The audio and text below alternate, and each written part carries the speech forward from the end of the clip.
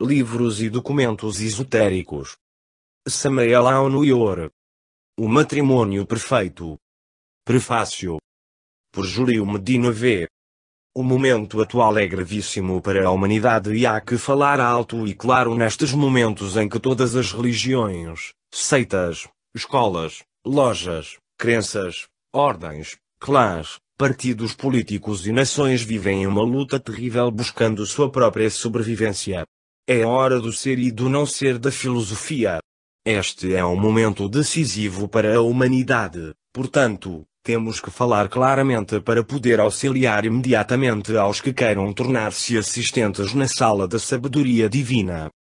Centenas de espiritualistas teóricos ficaram ruborizados com nossa linguagem de combate usada no primeiro prefácio desta obra, a qual revolucionou muitas escolas espiritualistas, mas isso foi necessário no começo, para poder despertar a todos os adormecidos de todas as crenças e brindar-lhes com uma ajuda necessária. Todos estes contribuintes viveram pagando cotas sem receber proveito algum e enquanto houver mercadores no templo, haverão reformadores indignados. Antes do grande dilúvio universal foi dada à humanidade uma arca de salvação e muito poucos a aproveitaram. Assim o demonstra o ensino bíblico. Hoje, como naqueles tempos, um novo capitão deu a voz de alerta. O venerável mestre Samael Aun-Weor foi quem colocou em nossas mãos uma nova arca da aliança para que possamos nos salvar da espantosa tempestade que se aproxima. Nós já somos náufragos. Se estendeu para nós uma tábua da salvação. Esta tábua ou arca de salvação é o grande arcano. Aqui tendes a doutrina do Salvador do mundo. A humanidade já conheceu o Cristo histórico e agora deve conhecer o Cristo em substância, o qual vive e palpita no próprio fundo do nosso sistema seminal. Nesta obra o mestre Samael Aun-Weor, Kalki Avatara da nova era de Aquário, nos ensina que a redenção do homem está no sexo. Nos fala com assombrosa clareza dos grandes mistérios do sexo, nos mostra em todos os livros sagrados das grandes religiões do mundo como ali se encontra de forma muito velada essa grande sabedoria. Com a Bíblia na mão nos demonstra esta grandiosa sabedoria, nos mostra como este livro sagrado, que é uma joia da ciência oculta, começa no Gênesis falando do sexo e termina no Apocalipse falando do sexo. E hoje, todos aqueles valorosos que ignoramos aos mete-medos e que nos pusemos pacientemente a praticar todos os ensinamentos que ele está nos dando, testemunhamos a maravilhosa transformação pela qual passamos em todos os campos da atividade humana e das maravilhas que descobrimos dentro de nós mesmos, e desejosos em corresponder ao Mestre os benefícios recebidos com sua majestosa sabedoria que de graça recebemos. Não podemos fazer menos que lhe ajudar na gigantesca obra que hoje pesa sobre seus ombros, como é a de iniciar a era de Aquário, que será totalmente espiritual. A mulher é a vestal do templo divino, nossa esposa sacerdotisa é a vestal do nosso templo interno, o homem é um sacerdote que oficia no templo do amor. A sacerdotisa sendo os fogos sagrados, estes fogos são inteiramente sexuais. Nossa própria esposa sacerdotisa é o mesmo Atenor que os alquimistas tanto procuraram e logo ensinaram com extrema cautela, porque a humanidade não estava madura para receber essa sabedoria. Com a morte de Jesus, o Cristo, rasgou-se o véu do templo. Agora, com a vinda do Avatar de Aquário se abriu de par em par esse véu e a presente humanidade poderá conhecer os profundos mistérios do sexo.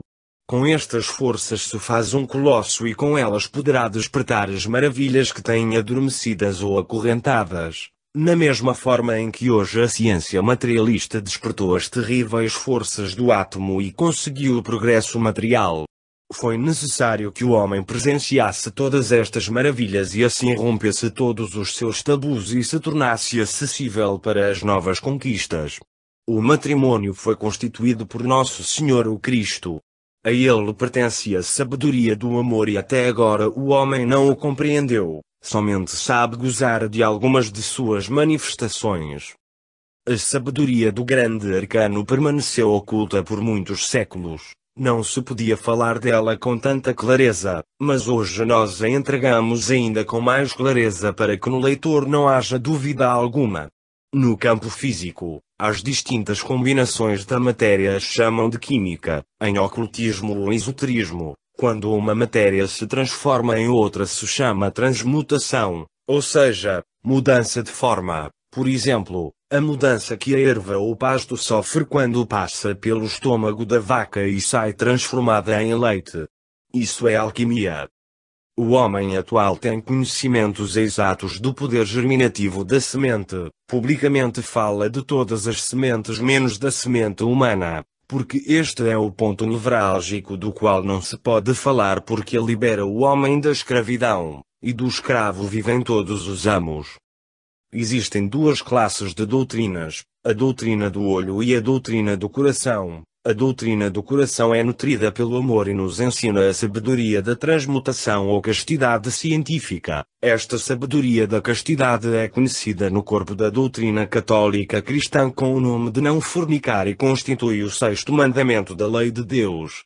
A doutrina do olho se nutre de teorias e enriquece o intelecto. Uma nos conduz à sabedoria humana e a outra à sabedoria divina. Uma nos converte em buscadores da sala e a outra em assistentes da sala de sabedoria divina. Um corpo de doutrina nos animaliza, o outro nos diviniza. Nós falamos da força sexual porque realmente é uma terrível força. A perda dessa força no ser humano trouxe como consequência a perda da força moral, e quando falamos publicamente dela, nos vêm de armas em punho, os pontífices de todas as crenças e os donos de todos os escravos do mundo. Mas vamos falar claro com as pessoas sensatas e claro com os falsos moralistas que tanto se ruborizam quando falamos da majestade do sexo. Eles já não podem tapar o céu com as mãos porque quando uma lei cósmica entra em ação, aí dos oponentes, porque serão arrasados. A humanidade do futuro deverá conhecer a divindade do sexo, isso já ninguém poderá evitar. Mostrar-te-emos, caro leitor, fisicamente o que é essa força sexual para te dar alento em teus propósitos de mudança. Entre as aves do curral todos conhecem o galo e a galinha. Também conhecemos os galos de briga. São leves e do tamanho pequeno. O galo de briga requer um adestramento especial. Os donos dos galos, desde pequenos colocam uma corda e o prendem a uma estaca ou mastro.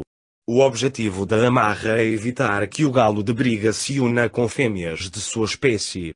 Assim o pequeno filhote cresce e se transforma em galo. Este pequeno animal não sabe sobre transmutação, mas em troca ocorre nele a absorção da sua própria semente e com essa força terrível se transforma em um colosso cheio de energia e valente. Quando por qualquer motivo esse galo de briga, que à força o transformaram em casto, se mete no galinheiro onde tem um galo fornicador, em minutos lhe causa a morte, apesar de pesar 5 vezes mais que ele. É que o fornicador será sempre sujo, pestilento e covarde.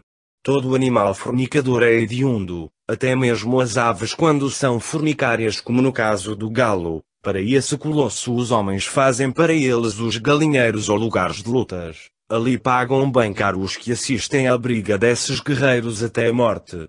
Os touros de lida desde novos são separados das fêmeas. Eles se tornam adultos sem tocar a fêmea. Ali ocorre também a absorção de seu próprio sêmen, porque essa besta não sabe sobre transmutação que é a capacidade do ser humano. De maneira que apesar de ser um ato inteiramente animal, o benefício que aquele macho recebe não tem igual. Cresce com uma bela aparência, cheio de impetuosidade e agilidade. Seu pelo brilha e seu custo supera o do novilho de mercado. Os homens constroem para eles arenas que valem milhões e quando se lida com um colosso destes, as pessoas pagam o que lhes pedirem para vê-los morrer como valentes. Os cavalos de corrida são chamados de potros e potrancas porque jamais os juntam com éguas ou cavalos. Esta besta tampouco sabe sobre transmutação e somente ocorre neles a absorção de sua própria semente, quer dizer, um ato inteiramente similar ao da ejaculação, e não obstante, a besta se embeleza, seu pelo brilha, sua aparência é colossal.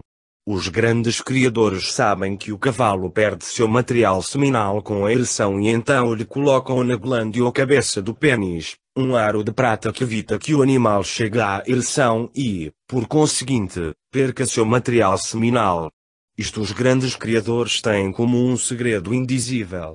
A estes colossos, que à força lhes fazem não perder sua semente, os homens constroem para eles caros hipódromos onde são cobradas grandes somas para que possam vê-los, e milhões de homens no mundo estão aguardando seus favoritos e fazem gigantescas apostas. Tudo isso é o trabalho dessa terrível força sexual, que nós estamos empenhados para que não a percam os bons e mansos que vivem vertendo lágrimas, porque não sabem que são deuses em potência.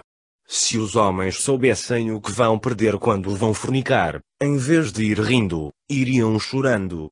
Assim nos disse o venerável mestre.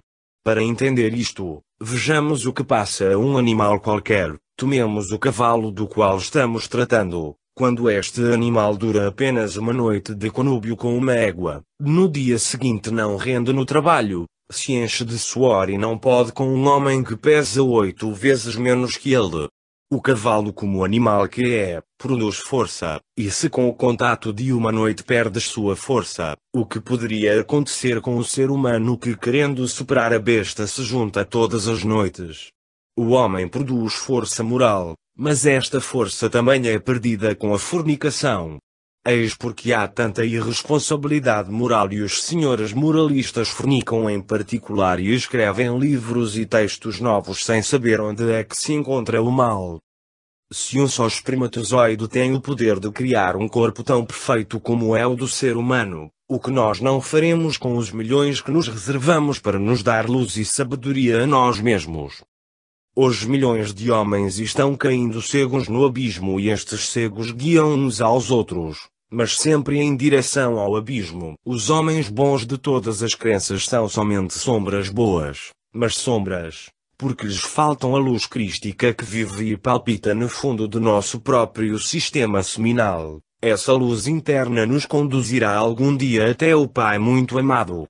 O Cristo Nosso Senhor nos disse: Eu sou o caminho, eu sou a verdade, eu sou a vida. Conheça, caro leitor, o esoterismo crístico. Agarre-se a esta tábua de salvação e não mude, como Isaú, os direitos da prole por um prato de lentilhas, porque os tempos do fim chegaram e não há tempo a perder.